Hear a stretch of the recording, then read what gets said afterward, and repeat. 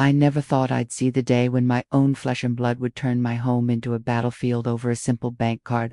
There I was, Eleanor Thompson, 68 years old, standing in my kitchen with the morning light filtering through the lace curtains, clutching that crisp new debit card in my wrinkled hands, the one I'd just activated after updating my accounts. And outside, in the driveway, my daughter Emily and her husband Jack paced like caged animals, their faces twisted in fury. "Mom, open the door. How could you do this?" Emily shouted, banging on the wood. But I didn't move, not anymore. After all those years of giving, this was the moment I took back what was mine.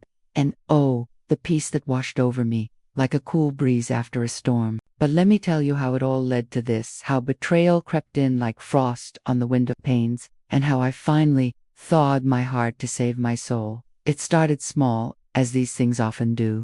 I'd wake up at dawn in my little bungalow on Maple Street, the one my late husband Robert and I bought back in '78. The floorboards creaked under my slippers as I shuffled to the kitchen, the air thick with the scent of fresh coffee brewing in the old percolator. I'd pour a cup, black and strong, and sit by the window, watching the neighbors' dogs chase squirrels in the yard. Simple routines, you know. Folding laundry in the afternoon, the soft cotton of towels still warm from the dryer, the faint lavender from the detergent I'd used since Emily was a baby, or tending my garden, my knees aching as I knelt to pull weeds, the earth cool and crumbly between my fingers, the roses blooming red like the lipstick I wore in my youth. These were my days, quiet and steady, punctuated by the occasional call from Emily. "Mom, can you watch the kids this weekend?" she'd ask. Her voice rushed, and I'd say yes, always yes, because that's what mothers do. But let's go back, further back, to when love felt endless. I remember Emily's first steps, her chubby hands gripping my skirt as she wobbled across the living room rug, giggling like a brook in spring. Robert and I scrimped every penny him, working double shifts at the factory, me sewing dresses for neighbors to send her to that good school downtown.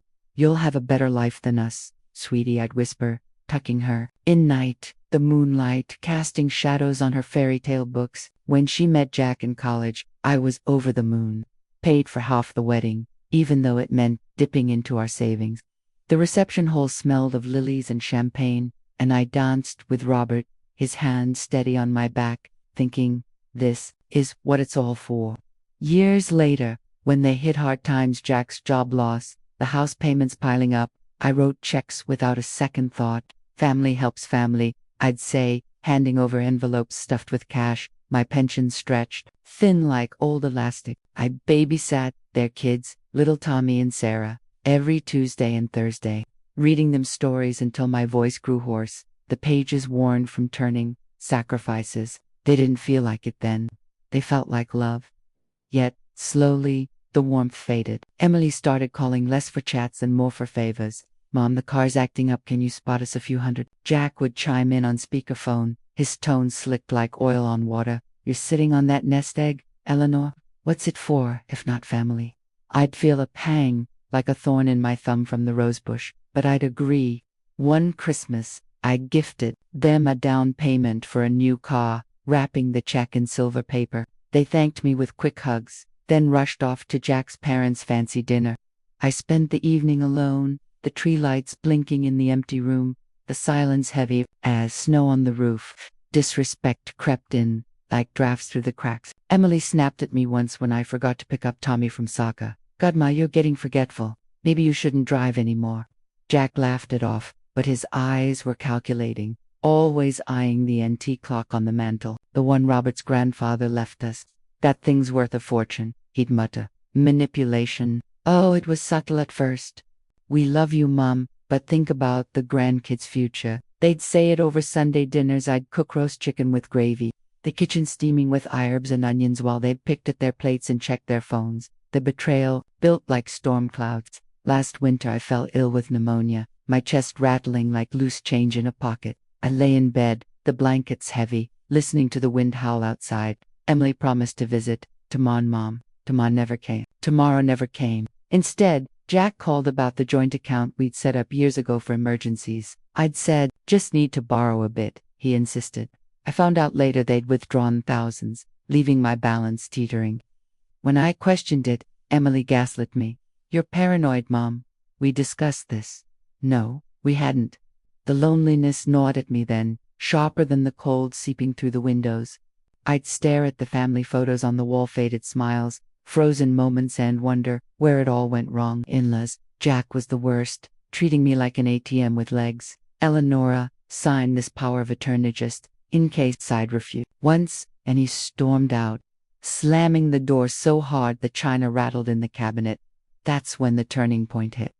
Clear as a bell tolling in the night, I was folding Emily's old baby blanket one evening, the fabric soft and threadbare. When it struck me, I'd given them my life, and they'd taken it without a backward glance. Enough. Enough. My inner voice, long silenced, rose like a tide. I wasn't frail, I was fierce. Calm washed over me, decisive as locking a door. No more so. I acted quietly, powerfully. First, the bank.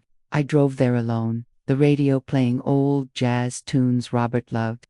Sat with the teller, a kind young woman named Lesia, and updated everything. Closed a joint account, transferred funds, 2-1 in my name only.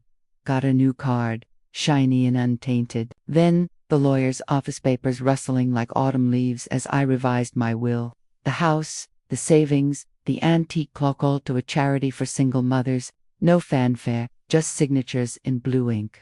Changed the locks, next, the new keys, cold and empowering in my palm. Symbolic, you see. The key was control, and I'd reclaimed it. I packed a small bag, left a note on the kitchen table. "I've given enough, find your own way." And I drove to the coast, to a little cottage I'd rented. In secret, the ocean waves crashing like applause. They found out soon enough. The climax came that furious afternoon. My phone buzzed, endlessly missed calls, texts. "Mom, what the hell?" The cards declined. They showed up at the house, but I was already gone.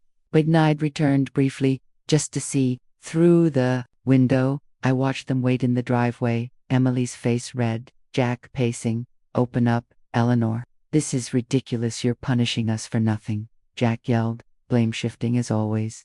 Emily chimed in, begging now. "We need you, Mom. Think of the kids." I cracked the door, my voice steady, cold as ice. "I have thought for years. Now think for yourselves." I shut it firmly, the lock clicking like finality. And now, peace. I sit on the porch of my cottage, the sunrise painting the sky in pinks and golds, waves whispering secrets to the shore. The empty chair beside me isn't lonely, it's space for me.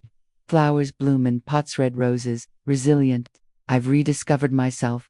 Walks on the beach, the sand gritty underfoot, the salt air cleansing. The necklace Emily gave me years ago. I'd buried it in the garden, letting go of chains. It's not revenge, it's justice.